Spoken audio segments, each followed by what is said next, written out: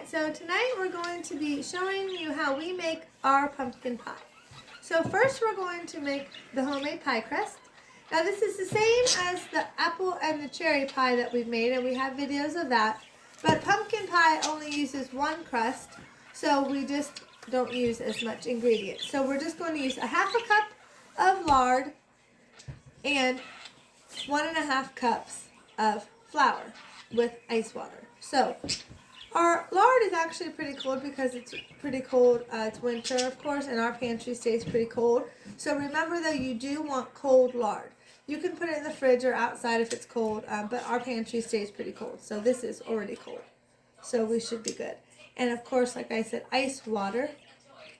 Just put ice cubes in your water. Okay, so I suppose we will put in the flour first. So 1.5 cups. This is a cup.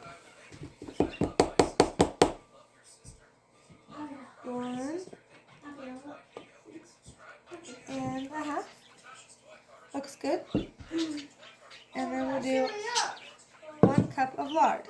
Because if you were making, a half a cup of lard. I'm sorry, a half a cup of lard.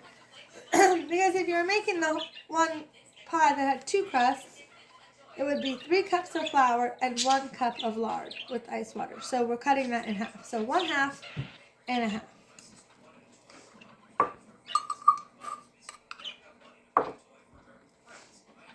Yeah, if you use too much lard in the recipe, though, it will tend to make the crust not good. So be careful and not use too much lard in your recipe. Alright, so that looks about a 1/2 cup to me.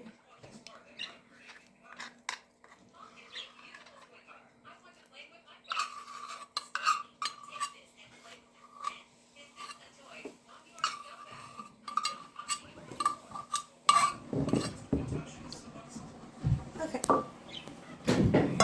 Now, give me one give me 1 minute, I'm gonna get a fork to stir this. Hold on. A fork.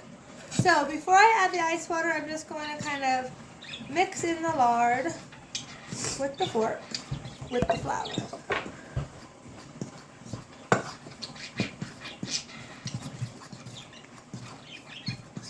Alright, so that's pretty good. Just kind of want to make it look crumbly. So it's not going to be blended yet, but you just want it to look, see how it's looks crumbly? That's what you want. So now we're going to add, now the ice water, there's not really going to be a measurement. You're just going to slowly, little bit at a time, pour some in until you can make the crust. The recipe that we had called for a lot of ice water, but you never used it all. So we're just using a little bit. That's funny. Okay. So now we have this water. Okay, like I said, you don't use a lot of water. Okay. And, okay, now I just have to say it. Okay, so my husband just told us a really funny Christmas joke. Okay, so this is a Christmas joke. What is the difference between the regular alphabet and the Christmas alphabet? And me and Hannah had no idea. We're like, we never even heard of the Christmas alphabet. Then he told us the answer. And the answer is Noel. That's a funny joke. Get it? Noel. Oh, funny. So that's your funny Christmas joke for the day. Okay, so put some more water in here. Uh-oh, I got an ice cube in there by accident. Okay.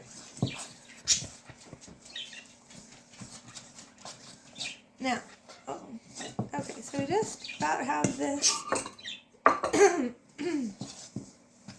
ready to mix together and roll out for the pie pan.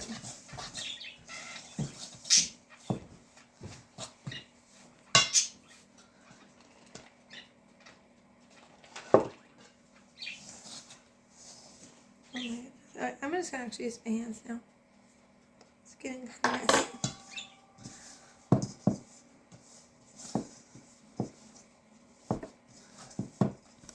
Alright, so about ready to take it out of the bowl. so we can roll it out, and then we're going to put it on our pie plate, or our pie pan, should I say.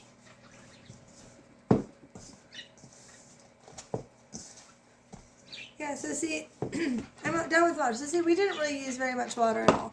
So that's why I say there's not, I'm not going to give you a measurement really, because I just did a couple sprinkles of water. Okay, so now, look, see, nice, right? Now we're going to put a little bit of flour on our sheet here to roll it out. And we're going to use a cast iron pie pan today. You can use a regular pie pan if you don't have that. So whatever works for you. Or you can even use aluminum pie pans if you're going to share your pie and give it to somebody. That way you don't have to worry about them giving you the pie pan back. Okay, so now we're going to roll this out in a circle so we can go over the pie pan.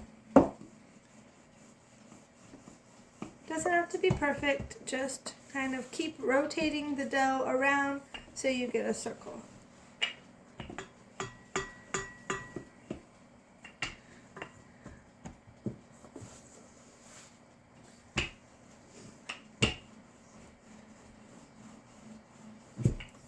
Okay, now we'll roll it out this time. One more time.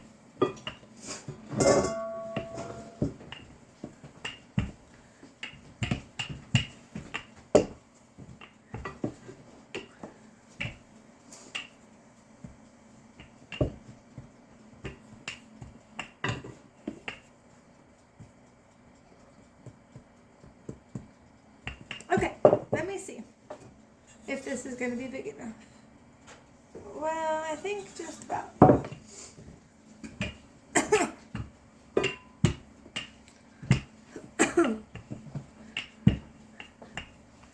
Okay, I think that should be good. Now, the way I like to put the pie crust in the pie pan, I just like to fold it in half. I mean, some people roll it, whatever, but I just like to fold it in half. And just go like this. See, that works. That's the way it works for me. So now we're going to stretch it out a little bit to cover up the edges, like so. Okay. Now I'm not going to. I don't think I'm going to cut the edges quite yet.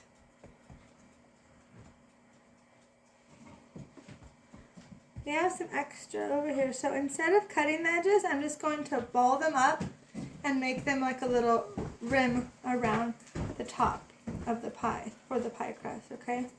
Some people cut it off. I like to roll it up to make it kind of pretty.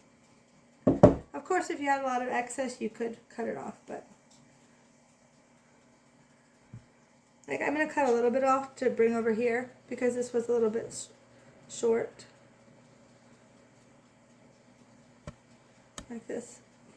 That's the nice thing with pie crust, is if you make a mistake or something rips, you can just put it together like you would do cookie dough, right? And you'll never know. You'll never know the difference.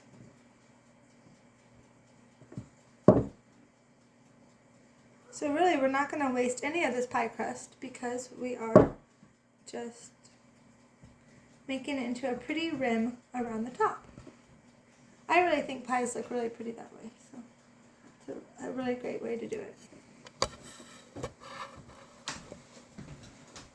Alright, now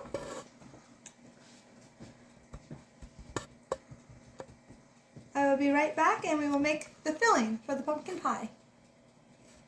Alright, so now we have the ingredients for the pumpkin pie filling, right? So we have a can of pumpkin. Now, you could use, if you had grown pumpkins or something like that, you could use that. I've always wanted to do that, but we've never done that yet, by canning our own pumpkins. So one day I want to do that. So this is just a can of regular pumpkin.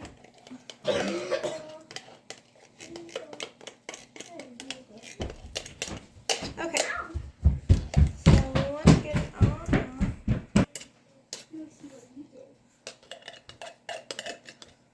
Alright.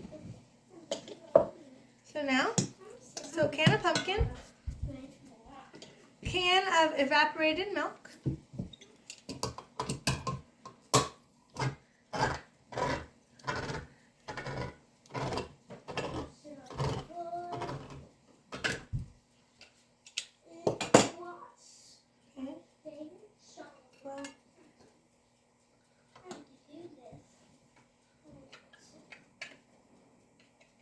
okay.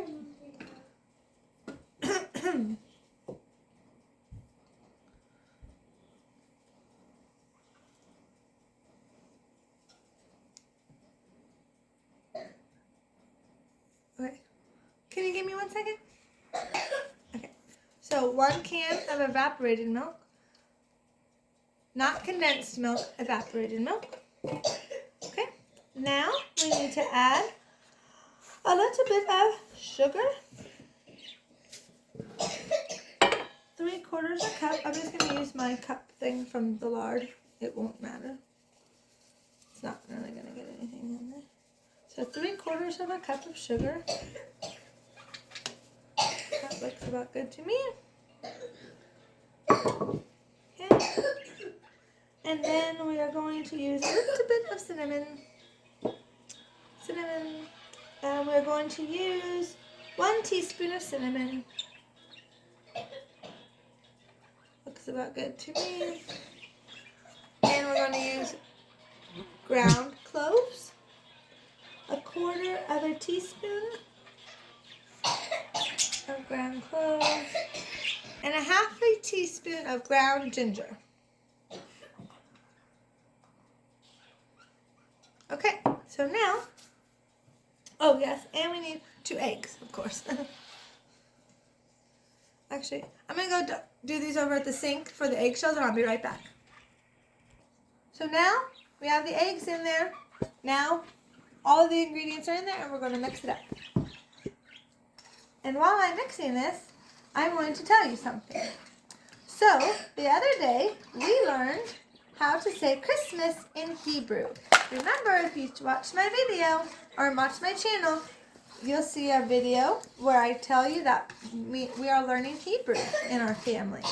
And we're really excited, and it's going really good. And so how you say Christmas in Hebrew is Hag Hamalad. Hagamalad. For Christmas in Hebrew. I'll figure out how to say Merry Christmas next time, and I'll share that with you. But Hagamalad is Christmas in Hebrew. Okay, so you're just going to mixing this together. Nice, it smells really good. Anything with cinnamon. Earlier today I made apple swim biscuits, and they smelled really good too. Now, another trick about the pie crust, again, let me tell you before I forget, is once we have this in the pie pan, we put this outside. Now, it's very cold here in Iowa today. It's like very, very cold. So we could put this outside to get cold. If you don't live somewhere where it's cold, or you're doing this not in the winter, just put this in the freezer or the refrigerator. Let that pie crust get very cold before you put your filling in it with any kind of pie, and before you bake it. That is a very big trick for good pie crust. Okay, so this looks really nice and blended and stirred together. Now, we'll pour it in there. Uh-oh, my fork fell in.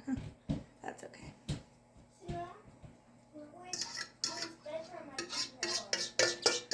Okay.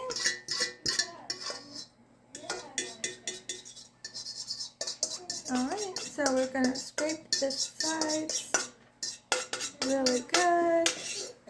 Okay, give me 1 second, I'll be right back. Okay, so here we go. Here's the beautiful pumpkin pie, not baked yet. It's going to go in the oven right now. At first, your temperature is going to be 425 for the first 15 minutes, and then you're going to reduce the heat to 350 for the next 30 to 40 minutes, depending on your oven. You just want your knife to come out clean. So our oven is a gas oven, so it's extra hot, so ours will never go that long. So once this bakes and we will do a follow-up video of the finished product. I will let you know how long in our gas oven it took. So thanks for watching, and remember that God loves you and Jesus is always waiting for you. Have a great night. Bye.